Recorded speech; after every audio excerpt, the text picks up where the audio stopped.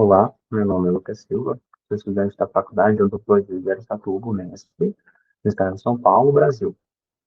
E hoje eu vou apresentar para vocês um trabalho intitulado como Impacto do Tratamento Crônico com Ácido Valproico sobre a amilase e o equilíbrio hidroxalivar em ratos machos Whistler.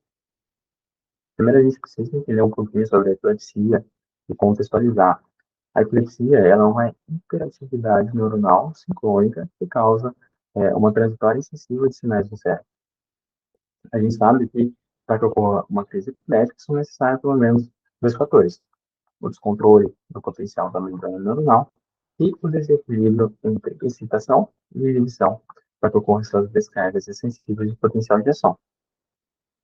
Os fármacos antipiréticos são o principal tipo de tratamento atualmente, sendo o ácido valproico amplamente utilizado na linha de frente do tratamento de crises focais infantis. Ele pode ser comercializado tanto na sua forma de Depakine, 500 mg, ou de pacote, 125 mg. Os mecanismos toxicológicos ainda não são totalmente elucidados sobre esse fármaco, porém, há uma sugestão de que o ácido próico ele possa induzir um desequilíbrio no estado redox, ou seja, um desequilíbrio entre as espécies reativas de oxigênio e a capacidade de antioxidante.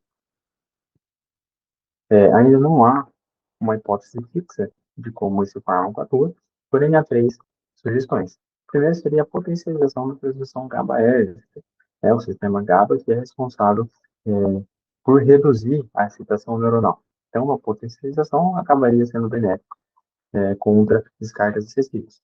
O segundo seria a redução da liberação de moléculas excitatórias, para que não haja essa descarga neuronal o tempo todo através da ativação desse receptor NMDA.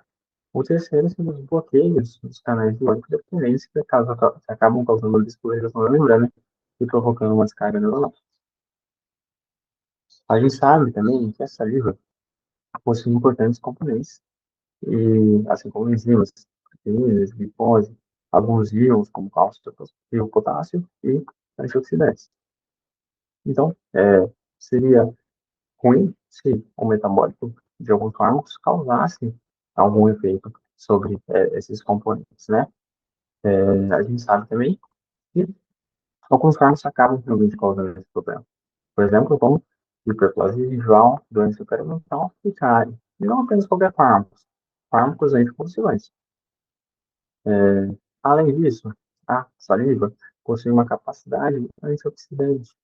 E quando há um desequilíbrio nessa capacidade antioxidante, através do aumento das espécies reativas de oxigênio e da diminuição da capacidade antioxidante, ocorre uma estresse oxidativo.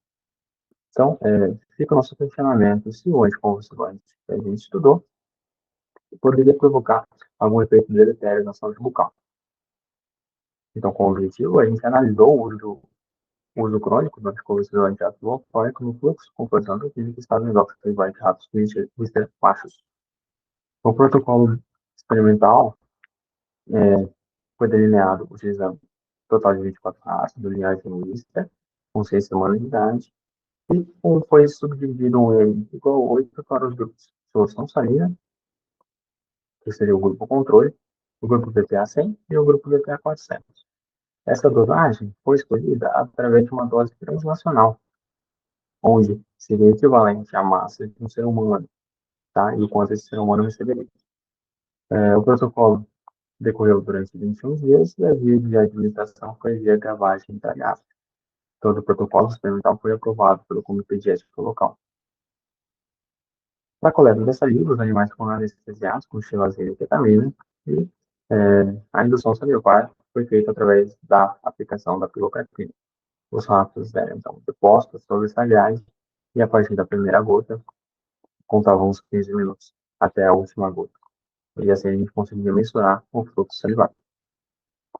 Todos os dados foram expressos com de mais ou menos o padrão e submetidos à análise estatística nova, seguida pelo teste de Tucker. Para todos os testes, foi fixado em 5% o nível de emissão da hipótese de nulidade. As análises bioquímicas salivares decorreram através de análises espectrofotométricas. Conseguimos mensurar a proteína total, a alfa-amilase, o dano oxidativo proteínico através da proteína carbonilada, o dano oxidativo lipídico, pelo método de Barnes, e a capacidade antioxidante total pelo método de FRAP. Então, quando a gente chega nos resultados, em questão do fluxo, pH e capacidade de tampamento salivar, não houve diferenças estatísticas relevantes. Também não houve um estresse oxidativo provocado através da concentração de proteína total. A proteína total salivar manteve-se constante.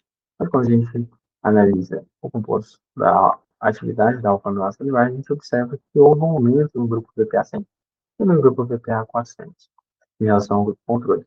A alfa-amilase está relacionada com o processo de degradação do amido, houve um aumento nessa atividade nos grupos tratados.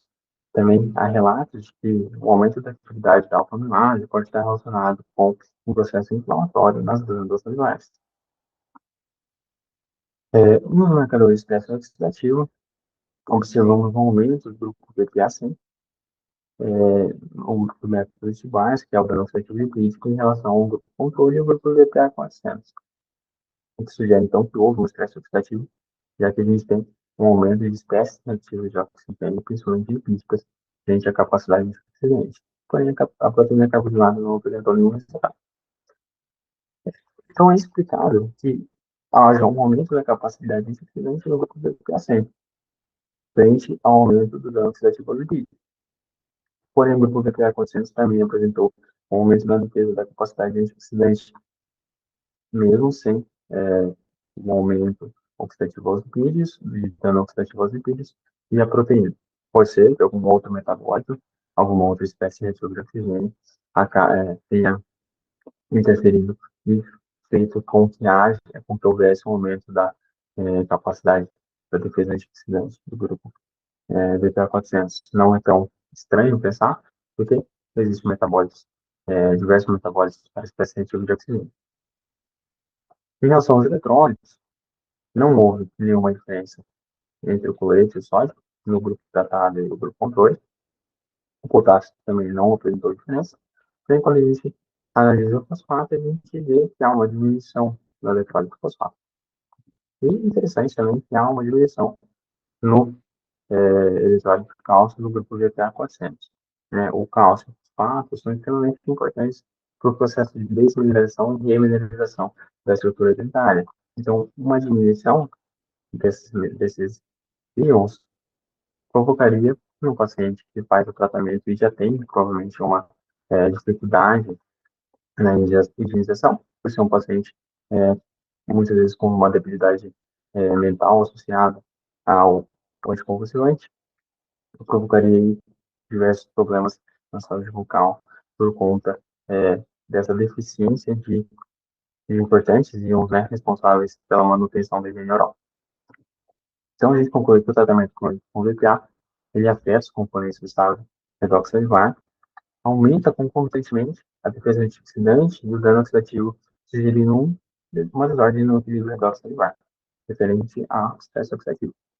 Os cirurgiões dentistas deverão ficar atentos com cuidados e prevenções na saúde bucal de pacientes que fazem uso desse medicamento. Toda análise, toda pesquisa é voltada para uma praticidade clínica. Então, é claro que os cirurgiões dentistas devem se atentar aos efeitos que um paciente que toma anticonvulsivante pode acabar ocorrendo com um paciente durante a atividade clínica. Aqui estão algumas referências. Muito obrigado.